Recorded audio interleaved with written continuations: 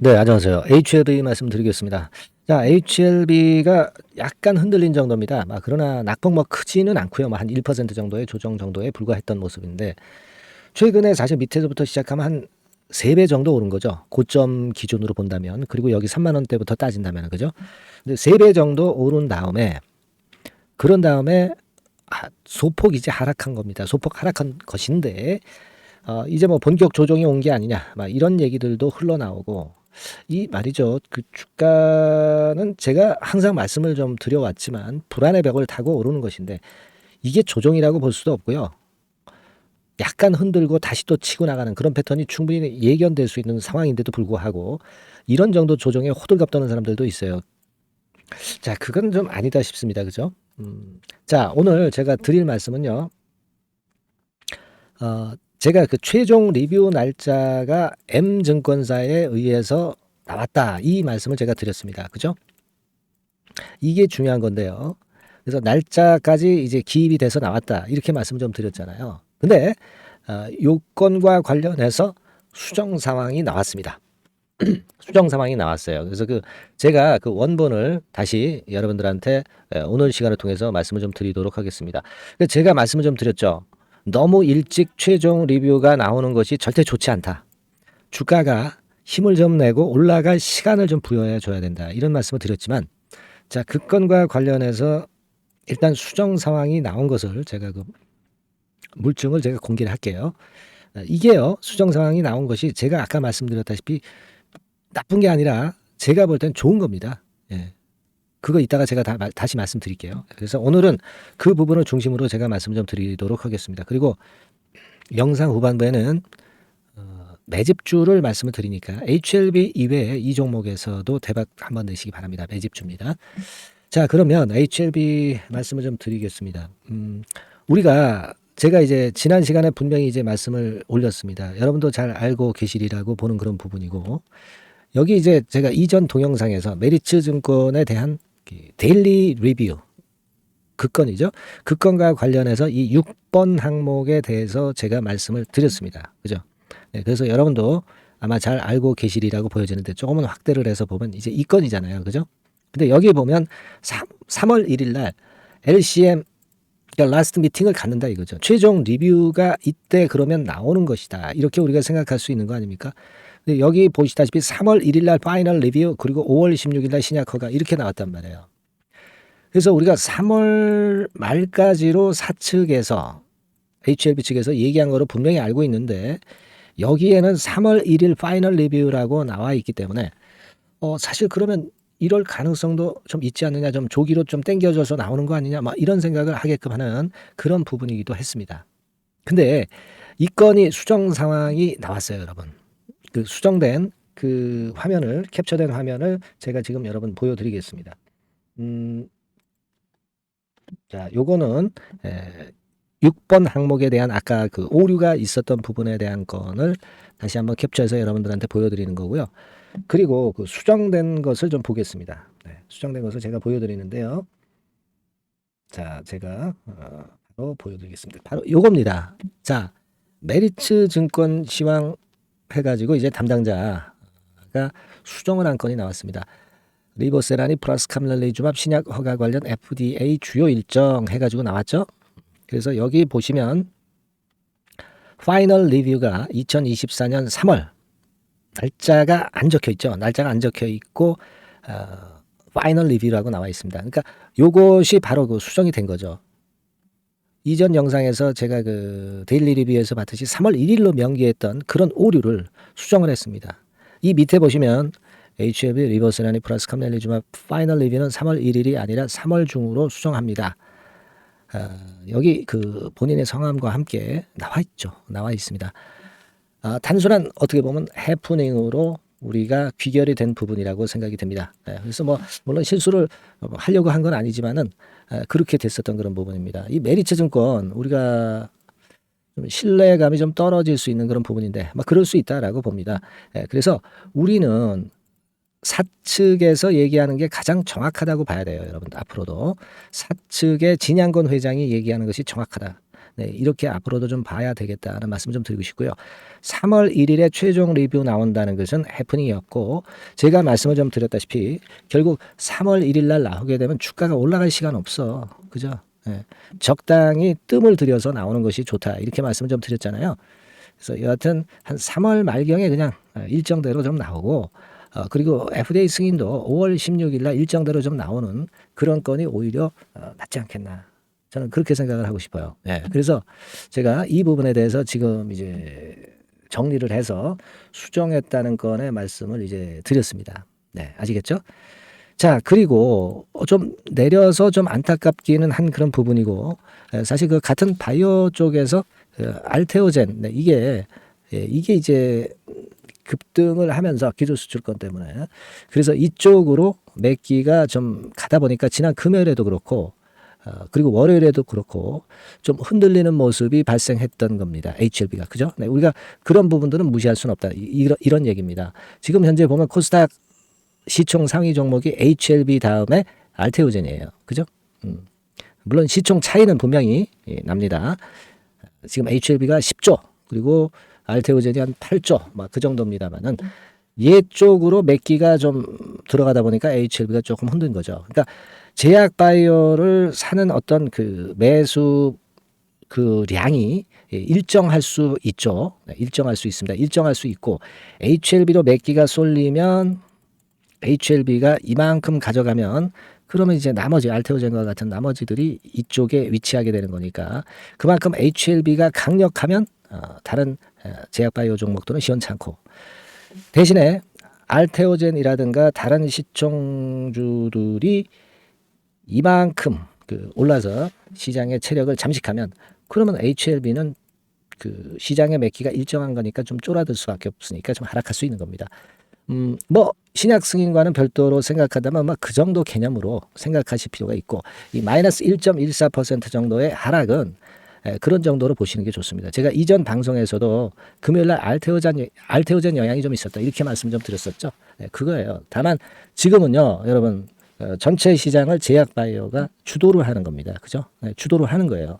제가 말씀을 다 드렸다시피 학회 일정이 어차피 4월, 5월, 6월에 몰려 있습니다. 4월, 5월, 6월에 학회가 몰려 있기 때문에 벌써부터 이제 제약바이오가 움직이는 거예요. 그런 관점에서 HLB는 유리하다. 네. 이 건이 아니라 뭐 신약 승인 때문에 유리하지만 이 건의 재료도 모멘텀이 될 것이다 이거예요.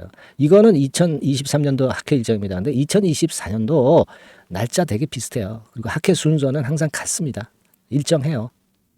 그러니까 그 부분을 좀 생각을 하시라 이런 말씀 좀 드리고 싶고 그리고 아까 하나 제가 또 보여드리려고 했는데 키움증권에서도 최종 리뷰권에 관련된 그런 건의 기록이 좀 있어요. 여기 보시면 이제 키움증권이죠. 키움증권에도 보면 3월 30날 해가지고 HLB 3월 FDA 미팅 이렇게 나와 있죠. 잘 안 보이시니까 조금 확대하다 보니까 좀 자판이 좀 좋지 않나요? 3월 30날 HLB 3월 FDA 미팅 이렇게 당연히 나와 있습니다. 그래서 사측에서 얘기한 그대로예요, 여러분.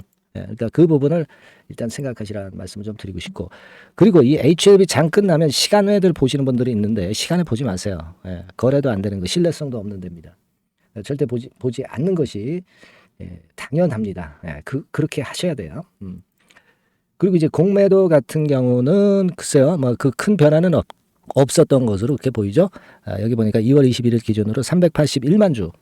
그러니까 요 전에 말씀드릴 때 385만 주였죠. 약간 줄은 정도입니다. 지금 뭐 주가 자체가 뭐 이렇게 돼 있으니까 그렇다고 봐야죠. 박스권 또 돌파하면 쇼커버링은 또 많이 들어오는 겁니다. 여기 돌파하면 또 많이 들어오는 거죠. 그렇게 봐야 된다. 이런 말씀을 좀 드리고 싶고 개인들이 좀 들어오지만 개인들이 뭐 100만 주 이상을 연속해서 산다든가 그런 패턴은 절대 아니죠.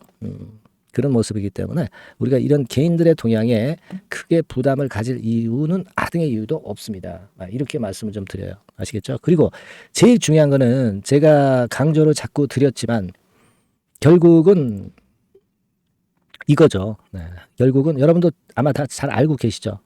1번, 2번에서 이게 2019년 패턴 그리고 이게 지금이라고 볼 때 그때 당시는 쭉 올라와서 한 달간 이러다가 텐베거 이런 식으로 해서 텐베거를 냈고 요게 한 달이었고 지금은 물량을 계속 소화하고 올라왔어요. 그러니까 2019년도보다 패턴이 더 좋다는 얘기죠. 그죠? 그리고 여기서 슬쩍 이제 흔드는 정도입니다. 그러니까 모양이 좀 비슷합니다. 그래서 2019년 패턴으로 간다 하더라도 뭐 이렇게 해서 이렇게 치고 나가는 그런 1번 패턴이 될 수가 있고 뭐 그렇지 않고 여기서 조금 흔들다가 그냥 또 직방으로 가는 2번 패턴이 될 수도 있는 그런 정도로 봐야 하지 않겠나 싶습니다. 여기서 깊은 조정이 이렇게 오는 3번 패턴은 올 수가 없다.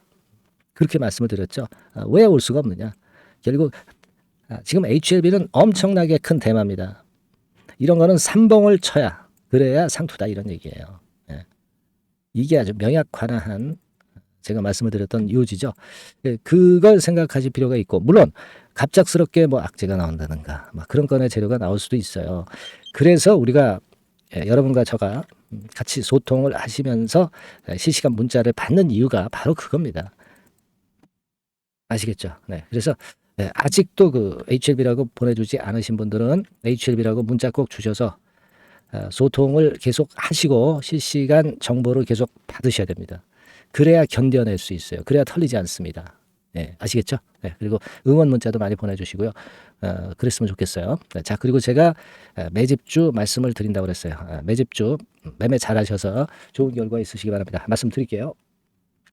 네, 그러면 제가 매집주 지금부터 말씀을 좀 드리도록 하겠습니다. 이 매집주라 하면 우리가 모아가는 거예요. 모아가서 결국 크게 터트리는 겁니다. 여러분들이 한 번에 매수하려고 하면 안 되고 몇 번에 걸쳐서 나누어서 매수를 하는 것이 포인트입니다, 여러분. 그래서 요번에 제가 선정한 이 매집주는요, 주가 자체가 너무 비싸지도 않고요, 너무 싸지도 않은 적절한 가격선입니다. 네, 주가는 10,000원에서 30,000원 정도 사이의 종목이에요. 그리고 목표 가격이 있습니다. 목표 가격은 너무 허황된 목표가를 제시하지는 않습니다. 네, 적정하게 그 기업 가치에 맞게끔 제가 선정을 해봤는데 3더블 그러니까 한 300% 정도 목표가를 생각하고 있는 종목입니다. 네, 아무래도 이제 매집주니까 뭐 하루 이틀 매매를 하는 것보다는 한 달 내지 3달 목표로 보시는 게 좋아요. 네, 빠르면 뭐 한 달 내에 바로 승부가 날 수도 있죠. 네, 그리고 조금 늦으면 3개월 정도 후에 승부가 날 수 있다. 네, 이렇게 보시면 될 것 같습니다. 그래서 이 종목의 특징, 이게 이제 굉장히 중요한데요. 네. 이게 뭐 길게 제가 말씀을 안 드리고요. 뭐 짧게 요점을 제가 드린다고 한다면 요즘 뭐 밸류 프로그램 뭐 잘 아시죠? 뭐 그런 건과 더불어서 이 저평가주가 상당히 각광을 받고 있어요. 근데 이게 그냥 말로만 저평가고 기업 내용이 부실하고 자기 자본 이익률이나 주주 환원도 없는 그런 종목들은 소용이 없어요.